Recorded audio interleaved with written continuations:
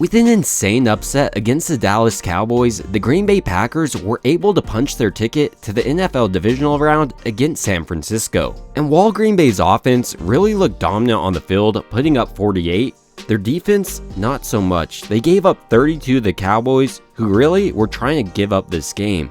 I mean, Dak did Dak things and threw 2 interceptions in this game. Outside Dak having the predictable meltdown, however, Green Bay's defense hasn't been great on the year. For instance, when you're looking at Green Bay's defense yardage per play, they're really not doing that well this year. They're 22nd in the league against the rush, giving up 4.4 yards a carry, and 24th in the NFL against the pass, giving up 7.3 yards per play. So with some of their weaknesses on display through the stat line, I thought this would be a good opportunity to dive a little bit deeper into Green Bay and how San Francisco can attack this defense. Initially starting out, you'll notice Green Bay really only has one safety in the deep secondary part of the field. And what they really run primarily on their defensive side of the ball is a split safety look, with one safety deeper back like you see, and the other one closer up. One thing that could potentially really challenge this type of defense is a team that can run play action successfully, because this can draw one of your safeties up closer, really allowing the team to burn you deep.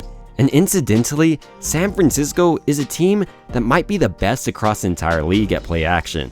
Let's see how San Francisco could attack this type of defense in the similar way Chicago did here. While it might be tempting just to talk about Brock Purdy and airing it out, the fact here is if Christian McCaffrey doesn't get a lot of carries in this game, San Francisco won't win. Christian McCaffrey headed into this game has had the luxury of having the last 2 weeks off, meaning Green Bay will be facing the league's leading rusher and a well-rested one at that. When you also throw in the fact San Francisco in this game, as that safety comes up more and more to stop this run, well, San Francisco is just going to run play action and burn Green Bay's defense over Mike Evans and Baker Mayfield. What this really does is challenge the defense's coverage. If you have great coverage, Brock Purdy still might complete it on you. Here, for instance, watch how Brock Purdy is releasing this as soon as he's hitting his back foot and Brandon Ayuk is coming out of his break.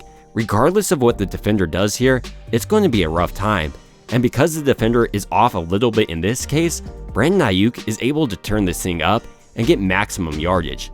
But Brock Purdy and Brandon Ayuk just don't have the short game mastered. They also have the long one mastered. Perhaps this was best put on display when San Francisco went against the Seattle Seahawks.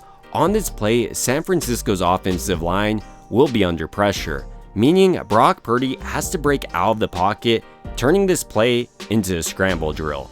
But what I love here is how Brandon Ayuk stays aware, and the quarterback-wide receiver combination is basically unmatched in the NFL. As soon as Brock Purdy releases this, Brandon Ayuk knows where he's going, turns his route upwards, and gets the huge gain.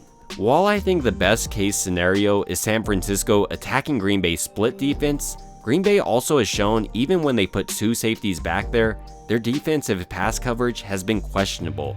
Godwin in this case gets behind their secondary and burns them. Another area in which I think San Francisco has a major advantage is this tight end matchup. Here, you'll see how Auden is able to get up in the seam of Green Bay's defense, and throughout the year, they've really struggled against some tight ends. Unfortunately for Green Bay, they are looking to face a well-rested George Kittle, who arguably has some of the best hands across the league, but also has the ability to torture defense after just catching it for, let's say, 5. He has the opportunity to turn that into a gain of like 20. The truth is, Brock Purdy is a quarterback that really processes the play. Unlike a guy like Dak that might predetermine his read sometimes, Brock Purdy rarely does that, and he'll often find the best target on the play. A has continued to impress many folks. I'm more impressed with Brock Purdy and his ability to come back from a UCL tear and look like a franchise quarterback. And in this game, I do think San Francisco will have success against Green Bay's defense. But ultimately, these are just my thoughts and some ways in which I think San Francisco will attack this defense. But I'd like to hear your thoughts down below. It would also mean a ton to me if you liked and subscribed. And as always, I hope you guys have a great rest of your day.